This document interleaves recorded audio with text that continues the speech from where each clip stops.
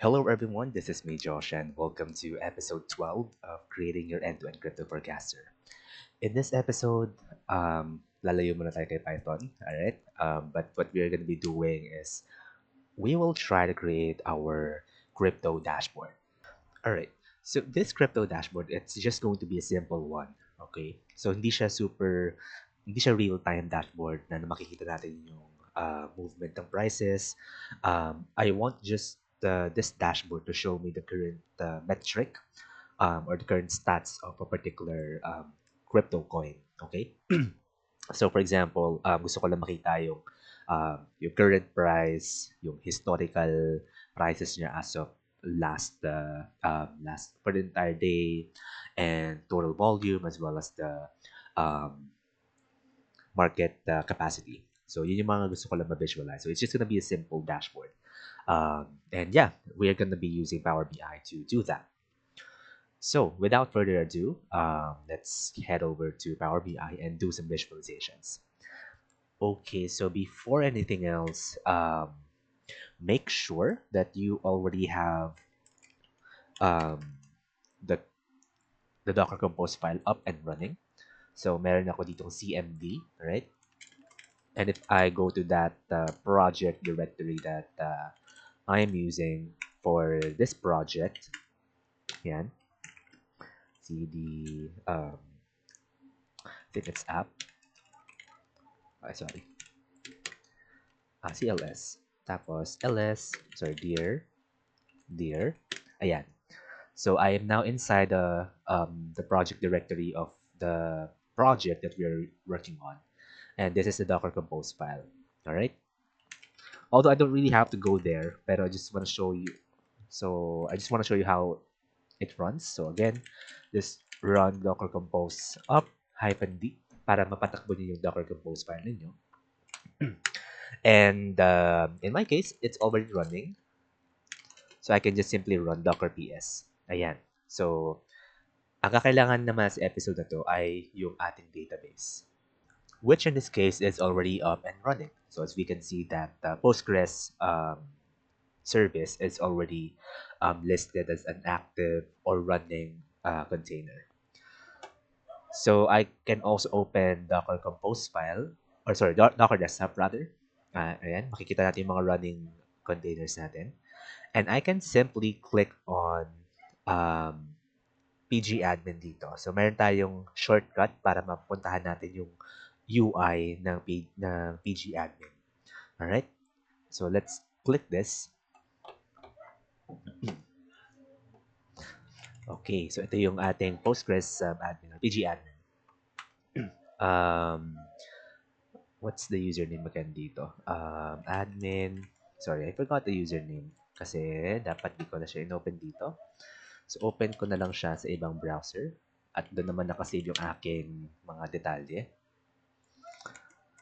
Okay, ba't may API dito? Ayan. There you go. So this is pgadmin, right? And this is the same database that we've been working with for the past several episodes. And this is our database. I can just simply query tool, all right? And select star tayo from market chart.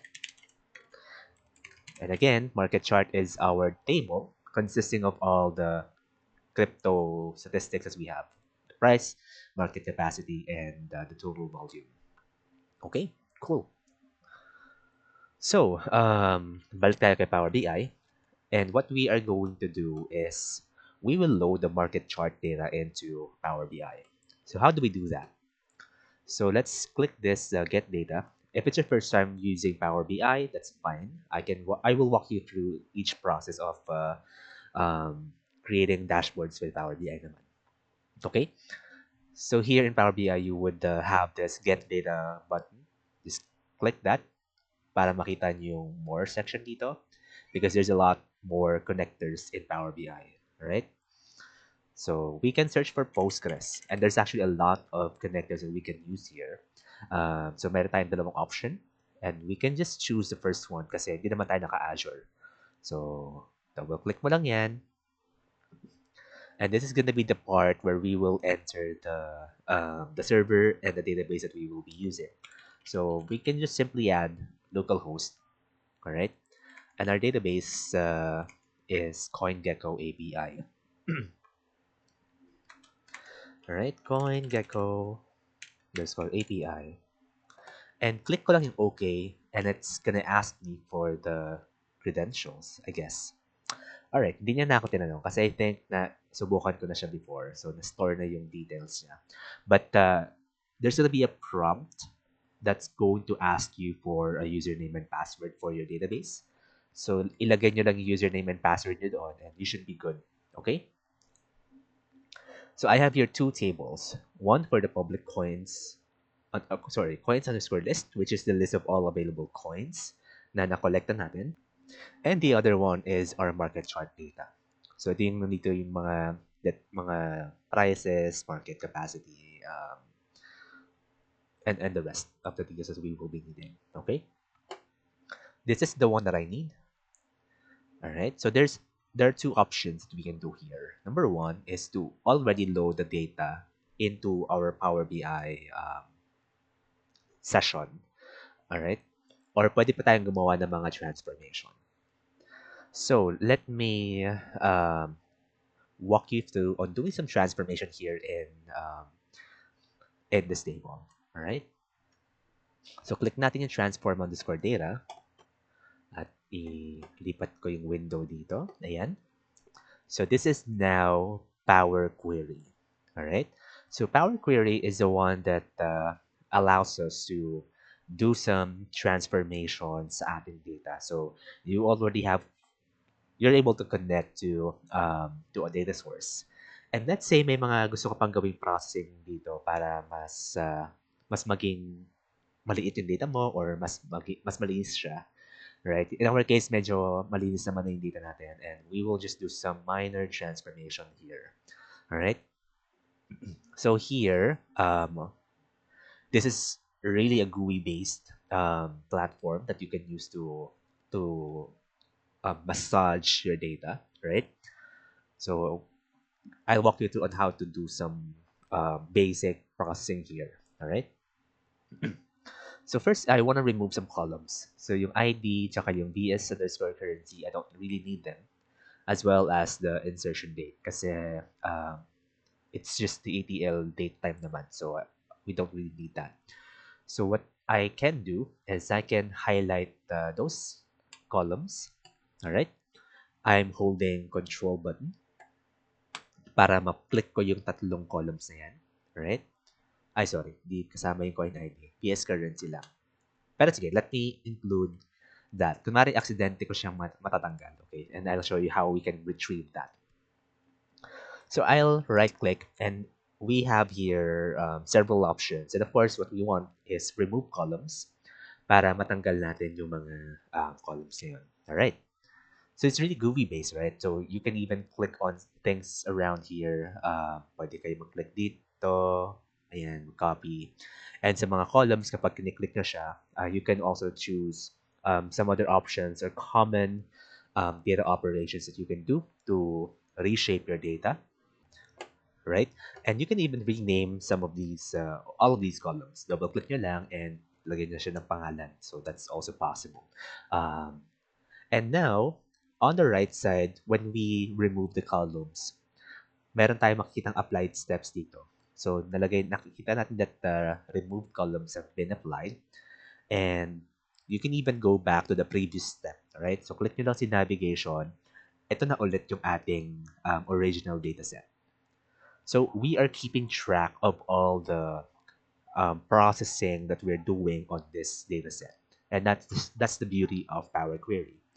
Lahat ng mga pinagagagawa natin dito, even if I sort this in ascending order, yan, mare-record siya dito. And if in case that I don't need that step anymore, or maybe mag-explore lang ako and I don't want to keep those processing steps, pwede ko lang siya i-delete. Ayan.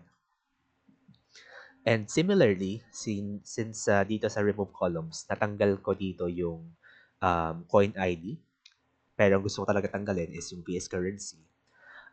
I can delete that step as well para makabalik ako doon sa previous step. So, di ba? Pwede tayong bumalik. Okay. Pero let me also show you one more thing. Tanggalin ko ulit and ito. Right? There's another way of modifying this current step in Power Query. If you look at the top bar here, na mukhang formula bar kay Excel, right? So this is what we can also do to modify the current step where we are now. So by the way, this syntax right here is called the M query. All right? So lahat ng mga steps na to meron silang corresponding syntax na ginagamit. So yung gamit natin dito is M query. So later on I can also show you kung paano mo makikita yung buong M query ng isang data source na to. But here, let me show you how we can adjust this step by tweaking the M script here. Alright? So, hindi natin kailangan si PS currency. But instead, kailangan natin si coin ID. So, what we can do is to double-click this para ma-highlight siya and just replace it with the column na gusto ko talagang tanggalin. And just press anywhere here para mag-enter siya or pwede namang enter na lang din. That's fine. And now, we have our coin ID back on our dataset. Cool, right? So that's how we can easily tweak the current step where we are now. All right? And also, to show you something nice here, isort ko lang siya kunwari in sending. I can even arrange the steps. Ayan. Pwede naman din ganun. But you have to be very careful in doing that kasi what if yung mga dependency ng steps na to ay hindi pa available sa previous step. So you might encounter some errors. So that's a cool fact for you guys, but be careful when doing that. All right? And I can also delete the step in between multiple steps, but you would get this warning. So this warning tells us na there might be some steps na baka mag-break. Alright? So you just have to be very careful when you are deleting and even moving steps kasi you might break the processing steps na ginawa mo sa dataset mo. Alright? And last thing that I want to show you guys is you can look at the view tab and advanced editor. Ayan. So makikita nyo dito yung pinaka-M script na ginagamit natin for the entire dataset. So as we can see, this is our way to connect to the API. And it's actually nice na wala siyang tinatago, hindi naka-expose yung credentials natin dito because there's a different way of storing those credentials. And of course, we have our table right here. Ito yung pinili natin yung market chart table and some of the steps that we've done inside Power Query.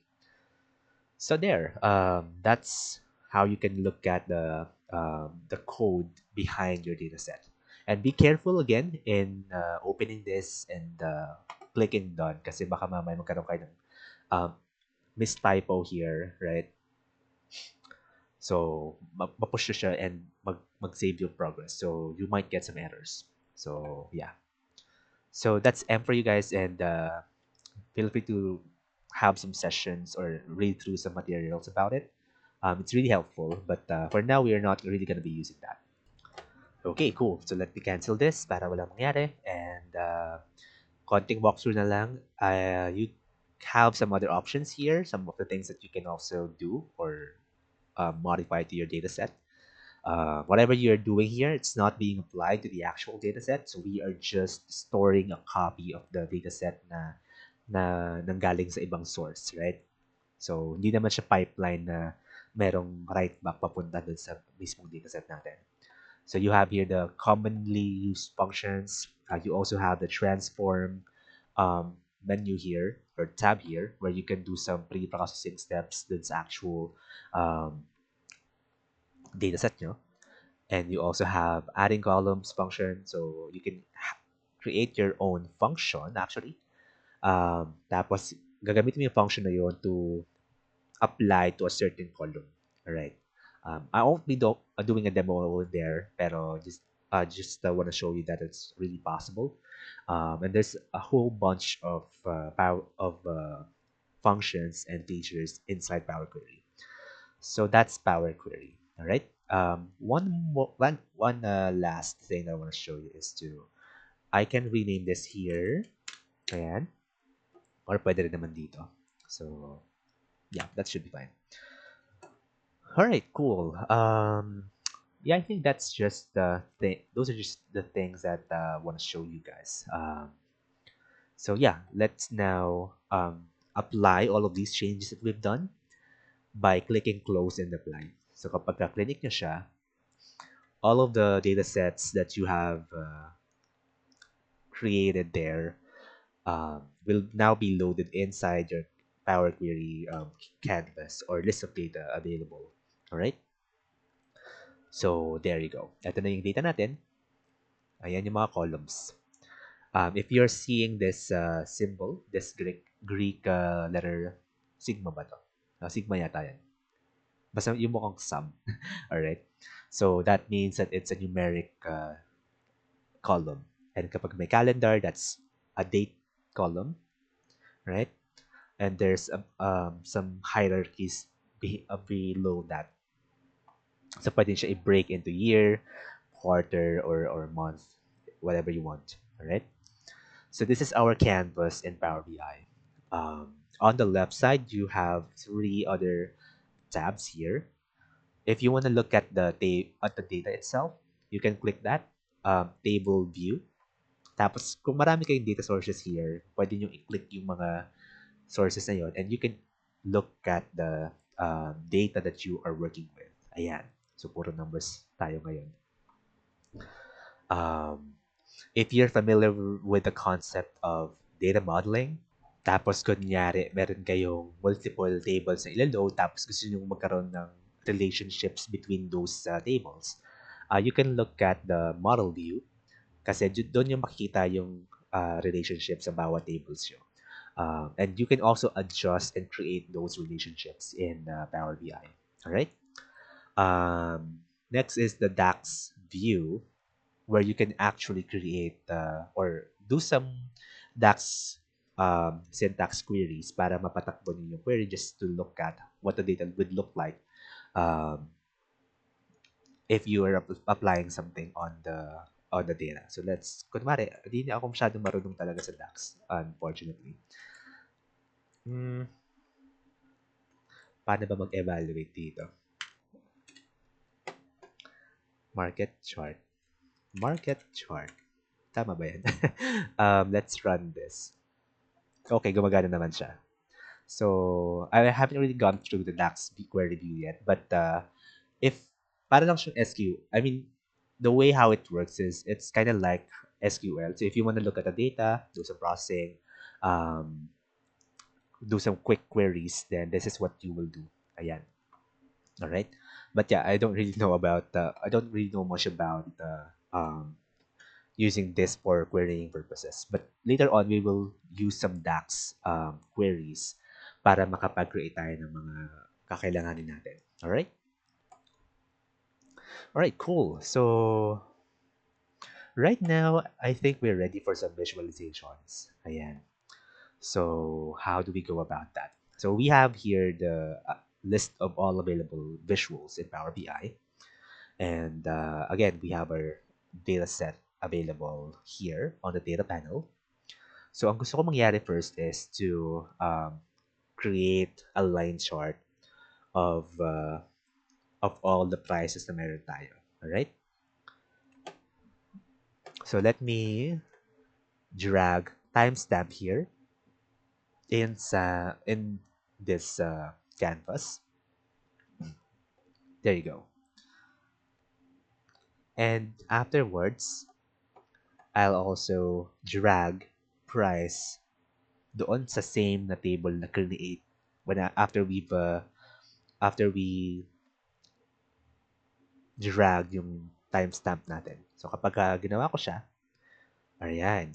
So nagkaroon ng changes, right? So nag-switch siya into a scatter plot, right? Actually, line chart lang pala siya, sorry. Yeah. So what happened here? So Power BI actually is smart enough to detect the possible visuals we can use, right? In our case, it's recommending na gumamit tayo ng line chart. It makes sense because we have timestamp as our axis,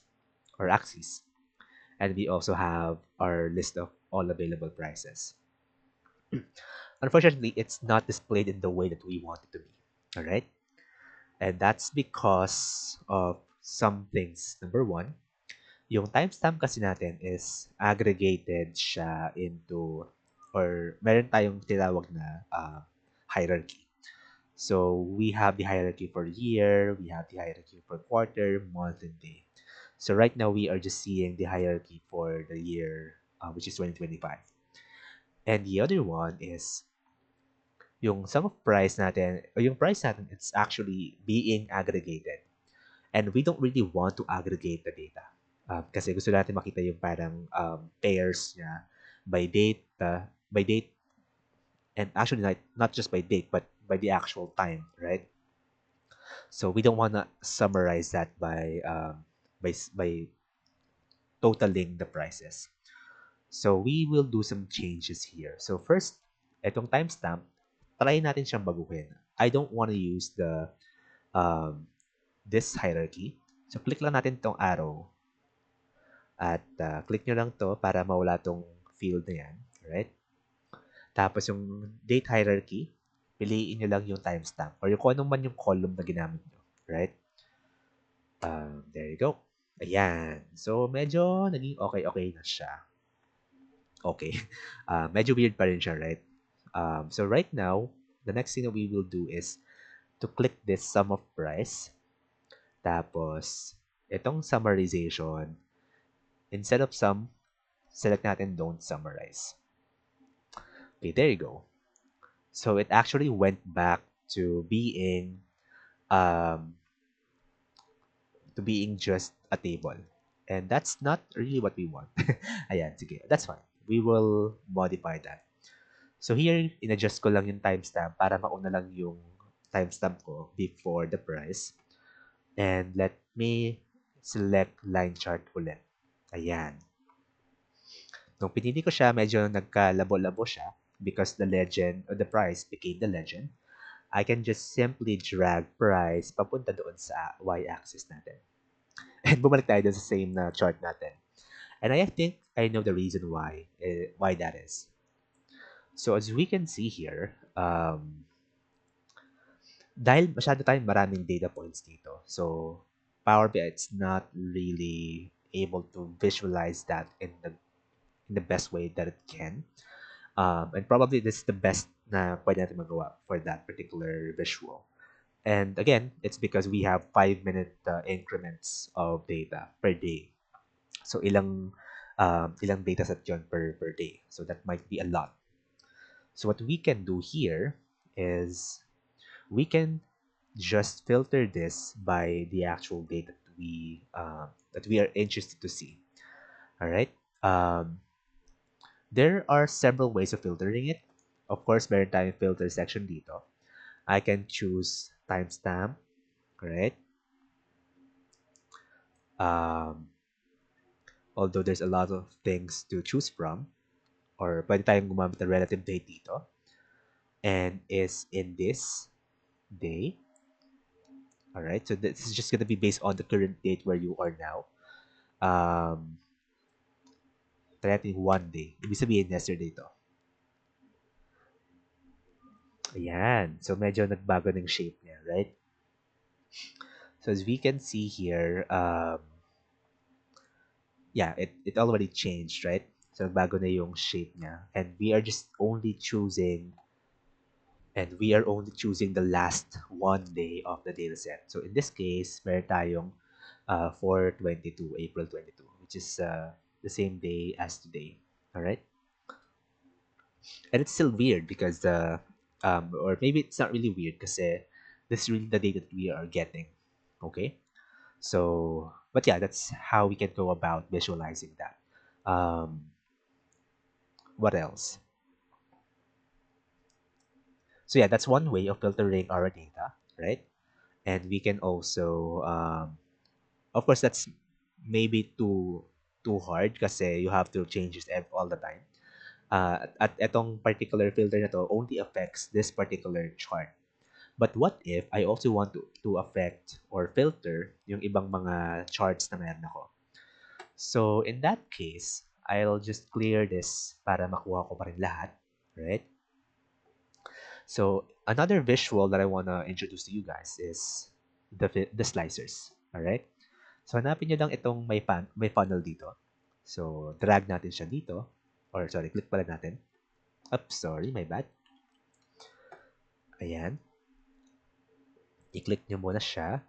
Make sure na wala kayong chart na nakaselect because what's gonna happen is you are converting that chart into slicer. Alright?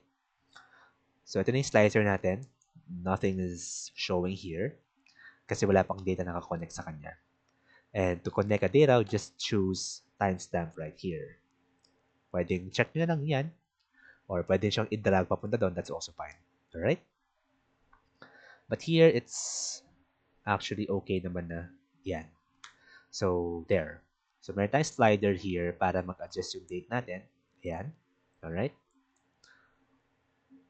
There you go. Or we can even do it, or we can even disable this date kasi it's gonna be hard for us to select those dates na gusto natin if we have a lot of dates right here. So, for that, I can just disable this slider.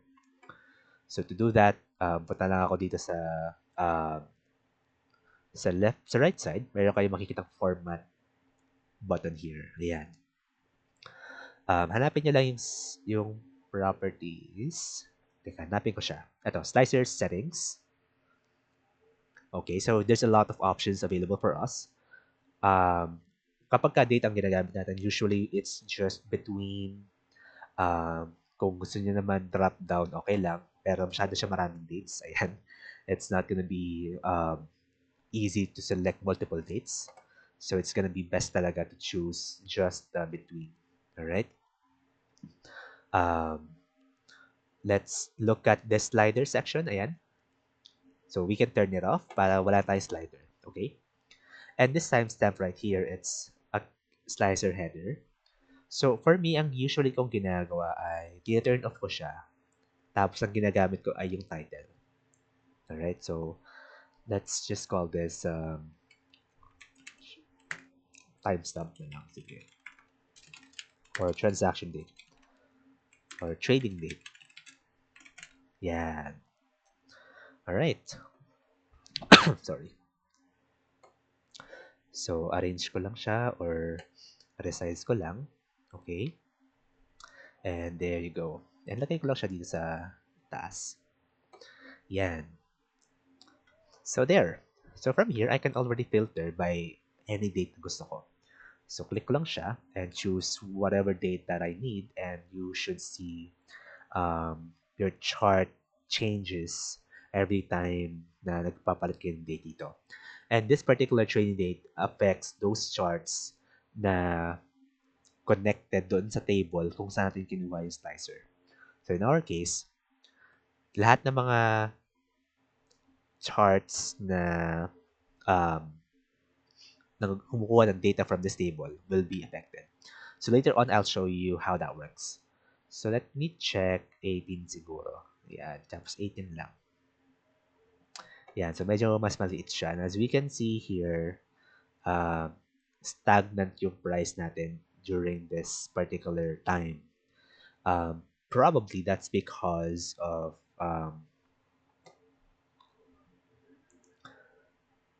okay, bakit nga parang mali yata pala siya kasi ina-aggregate pa rin niya yung data natin. The current okay, I think I have something wrong here. Because right now, in our dataset, meron tayong dalawang coins.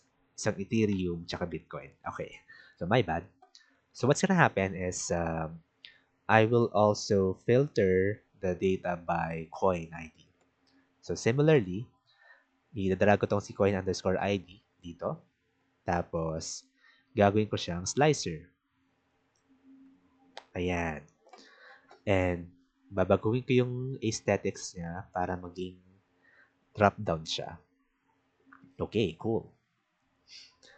And obviously, it's not gonna be nice kung, or for this particular scenario, I just want to show just a single coin, alright? Ayoko na mag-multiple selection dito. So for that, others under selection, just choose single select. Ayan. Ayan. So, mas naging maganda na yung data natin. And not really maganda, but it has become more realistic in visualization perspective. Okay, cool. So right now we are already seeing some trends, some movements na hindi na siya sobrang sabog-sabog, right? And if we switch to Ethereum, ayan, so similarly din. So nakikita na natin yung pinaka-pattern niya. Alright, cool. So kaya pala weird yung chart natin kanina. So let me place it here. Okay, cool. Let's also add a title. Tanggalin ko yung slicer header. For the title, I want to add coin. Yan. So, yan. Okay, cool. And for the title of the line chart itself, I want to change it to something else. So, this gonna be... Alright, so this is gonna be close price uh, closing price or price na lang as in 5-minute interval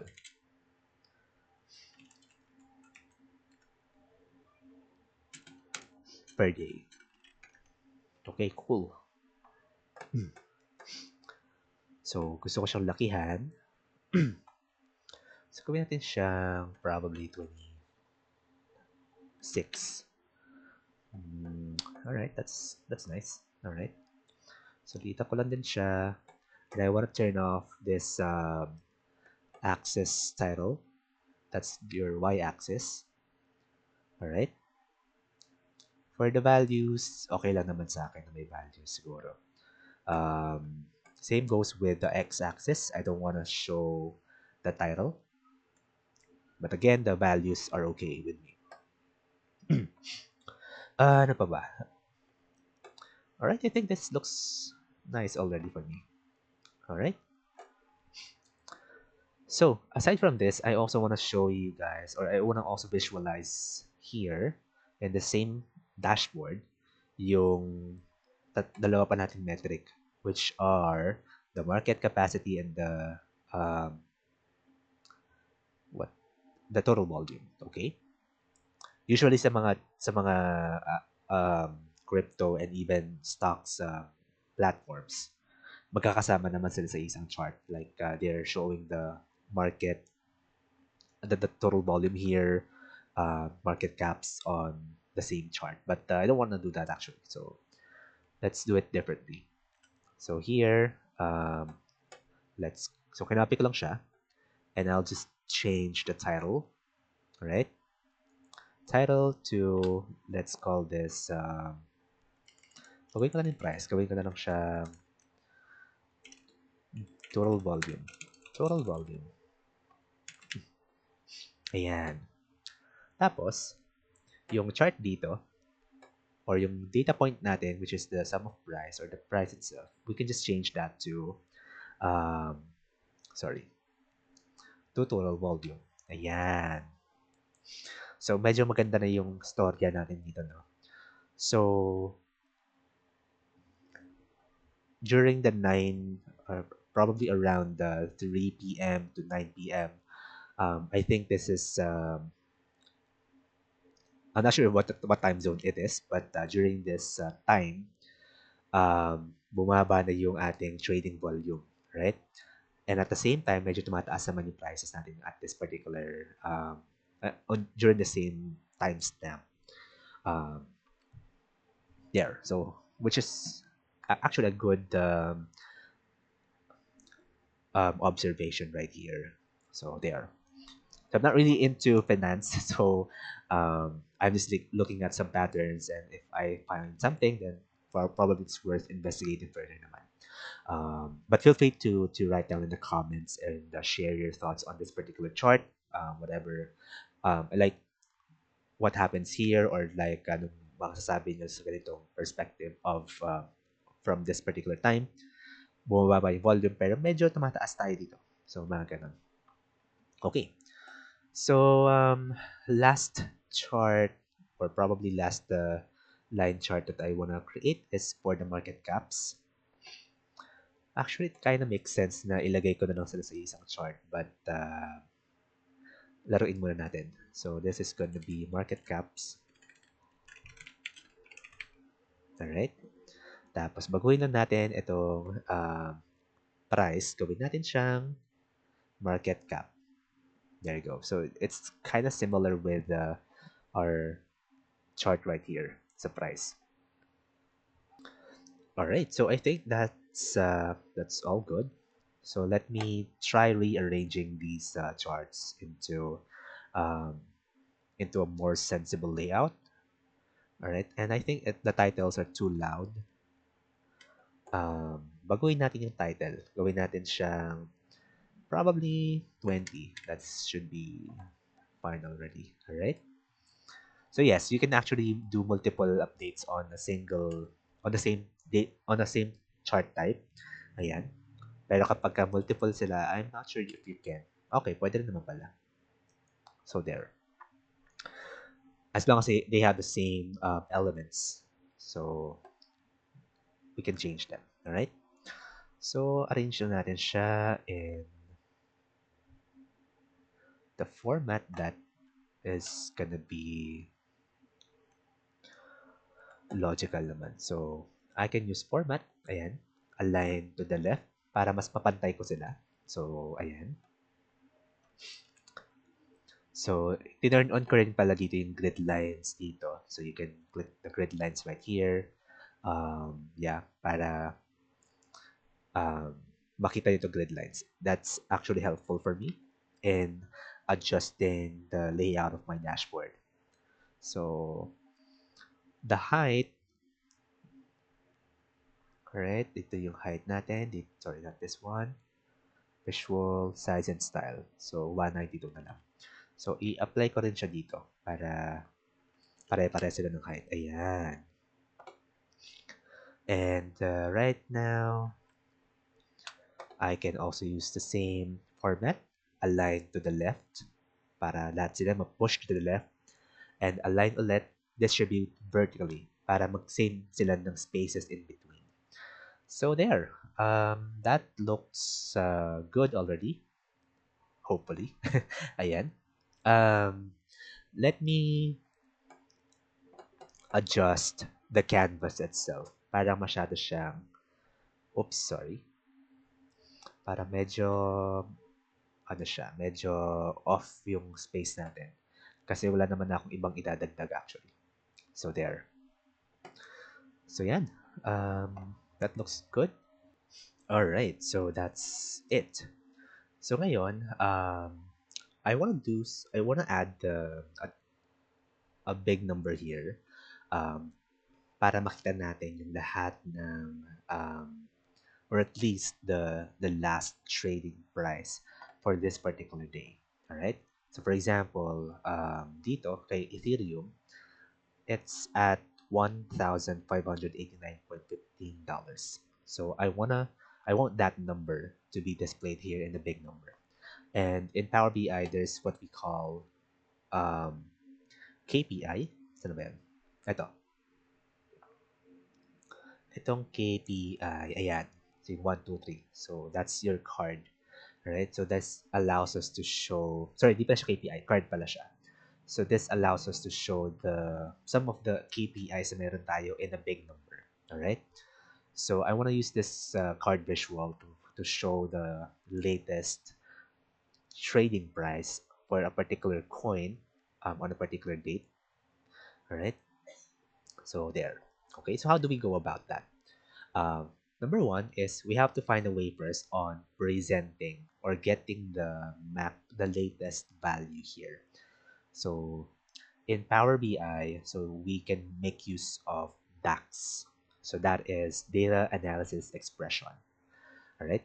So this DAX syntax consists of several commands na medyo hawig siya kay Excel. But of course, hindi siya super kagaya ng kay Excel. All right. But some functions are kind of similar with Excel. So this DAX command or syntax or so DAX is actually helping us out in generating the KPIs, the calculations na kailangan natin to present a number uh, without even altering the table itself, or without even reshaping yung ating dataset. All right. So in Power BI, so you can just go to your data model right here. Okay. All right. So we can use DAX in several ways. So number one, by creating a column. Alright? So kapag nag-create tayo ng column dito, itong formula bar na lumalabas, this is already uses DAX syntax or data analysis expressions. So we first need to define the column name. In our case, kunwari gagawa tayo ng um, kunwari nagawa tayo ng date column na lang. Or hindi, sige. Kunwari sample number lang tayo. Or hindi, sige. Um, let's try, sige, skip muna natin to, okay? So, gawa muna tayo ng measure. Okay? So, measures are helpful in Power BI to define the calculations that we need and the metrics that we will be needing. So, yun yung pinaka-main use ni measures. So, we can define the metrics and the common KPIs that we want to visualize in our chart. Alright? So, kunwari, we want to get the um, ano ba? So, kunwari if you are a trader, so kunwari meron kang baseline, no? So, let's call this baseline or stop loss. Yan, kunwari. And maglalagay lang tayo ng default value dito na kunwari ano ba yung stop loss dito. Kaya, no? Kunwari pumasok tayo dito sa interval na to. That's 1,584. Alright? Tapos, kunwari stop loss ko is 1,575 na lang, kunwari. Ay, masyado mababa. Kunwari, 1,580. Sige. 1,580. Ayan. So, stop loss ko siya. So, dito, idadagdag ko si stop loss dito sa aking data. So, stop loss, lagay ko siya dito. Ayan. So, ibig sabihin, kapag ka bumaba ako dito sa level na to, papatigilin ko na yung paghihirap ko sa buhay. Ibebenta ko na yung shares ko, right? Or yung coin, yung available kong, yung portfolio ko, right? So, yun yung purpose of stop loss. So, for example, you bought some shares or some, not shares, but you bought some coins, right? At this particular level. So, usually, you're thinking of it like, you want to make sure na magbenta ka ng mataas para magkaroon ka ng profit or matapos mo or ma-stop mo yung loss mo by selling it at a more parang allowable, tolerable way or meron kang threshold na sinaset. So that's the purpose of stop loss. Alright? So again, I'm not really a crypto or finance guy. So I just know some stuff, not too much. So I'm just sharing what I know. But we are trying to implement that in Power BI para mas ma-appreciate natin yung project. Alright? So here, stop loss ko, I can change the format. Okay? Ayan. So you can even show multiple panels here by clicking hold. Tapos click nyo yung panel na yun. Alright? So here, sa legend natin, for stop loss, paano ba to? Sorry. Okay, sa y-axis tayo. Ayan. Sorry. Secondary y-axis. Hindi, sorry. Sa lines. O yan, sorry. Sa lines, meron tayong color. Okay? Okay? Saan na ba yun? So, gusto kong baguhin yung color um, ni stop loss. Alright? So, this is the property. So, it should be right here. Lines. Okay? Ito pala, sorry. So, sa series, let's choose stop loss. Okay? Tapos ito yung color. Gawin ko siyang, let's say, red. Yan. Okay. So, again, kapag bumaba ako sa level na to, kunwari dito ako pumasok, right? 1585. Tapos, tapos gusto ko magbenta, kunwari dito sa 1595. Sige, lagay natin siya. Take profit, kunwari. So, new measure tayo. Take profit. 1, ano nga ulit yun? Sorry. 1595. 595. Alright.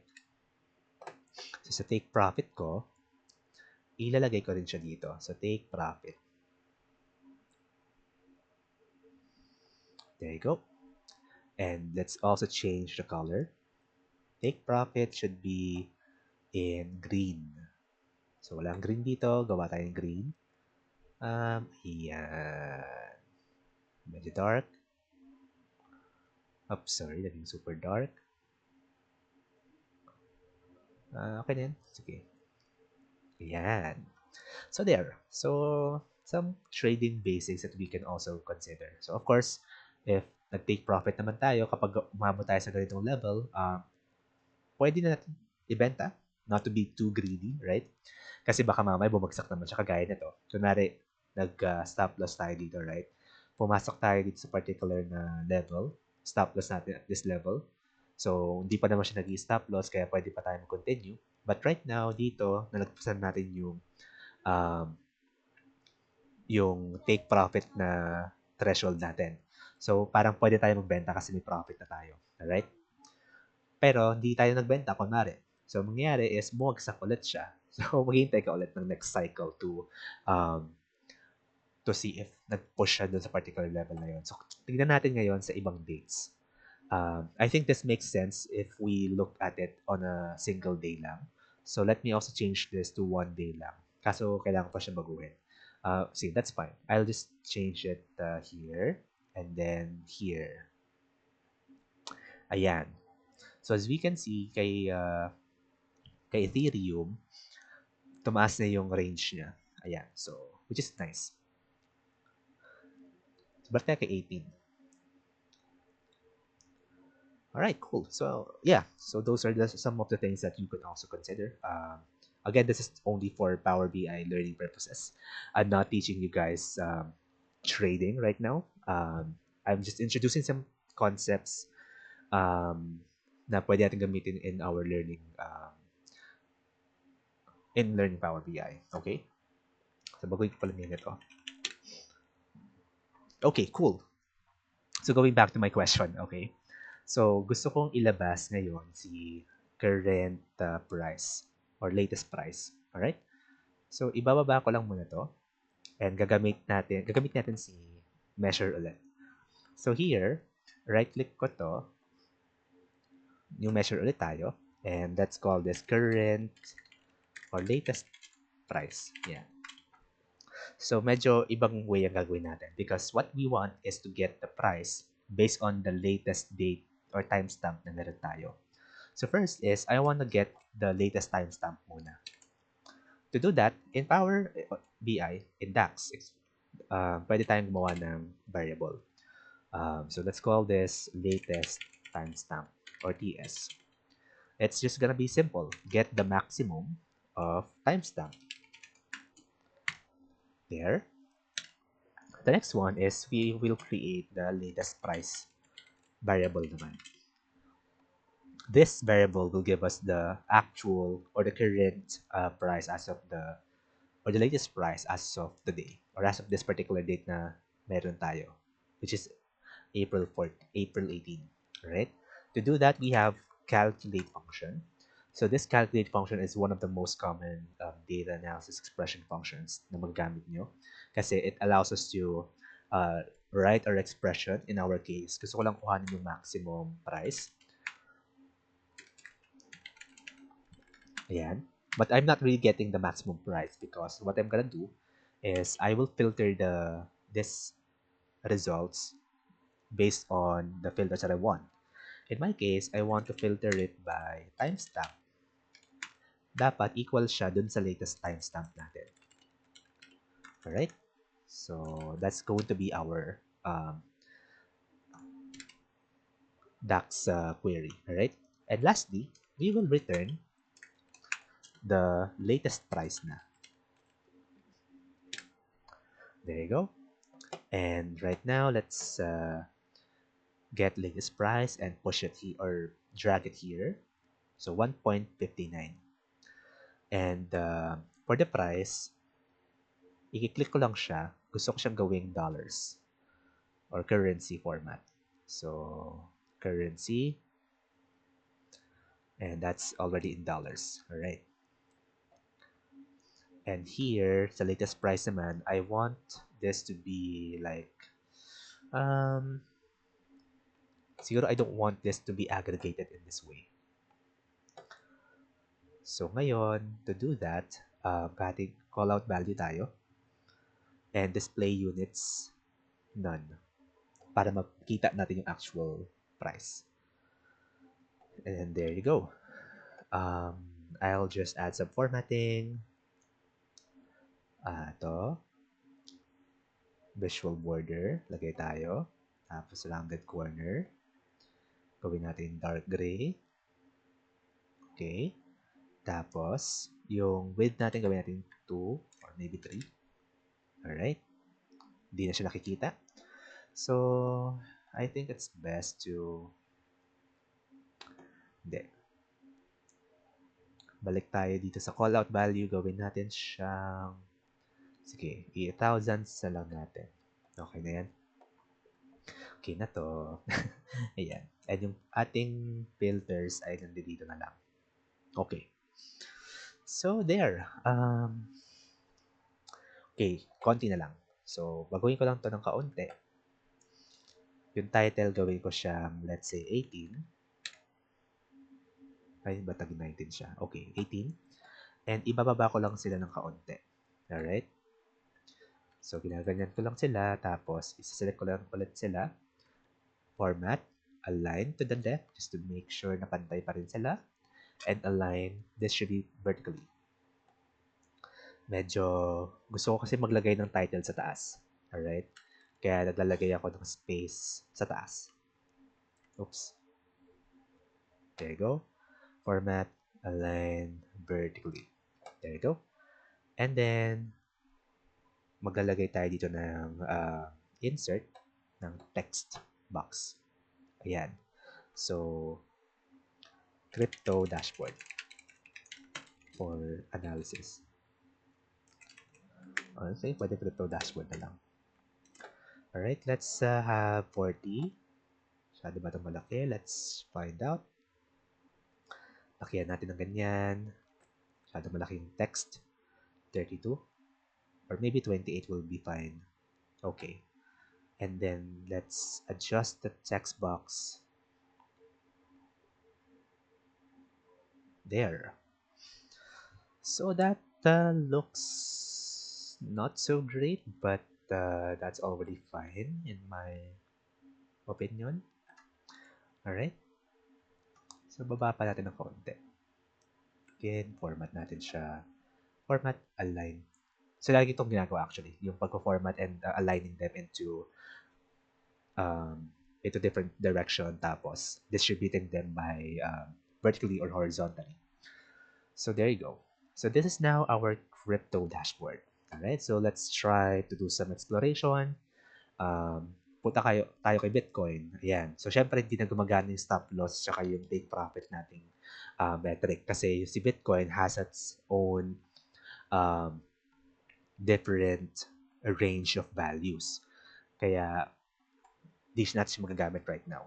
Alright? So now, Let's switch to 22 siguro. 22 and 22 right here. So, nakikita natin yung ating stop loss and yung take profit nasa sa baba na siya. So, what we can do is to adjust that based on um, the coin that we have. So, kunwari, kay stop loss natin, medyo malaki kasi si Bitcoin. So, sige, that's fine. But in DAX, you can even write your own if-else statement. Para kunwari kapag si Bitcoin ang tinititan mo, then pwede mong makuha or pwede mong i-adjust yung stop loss threshold mo.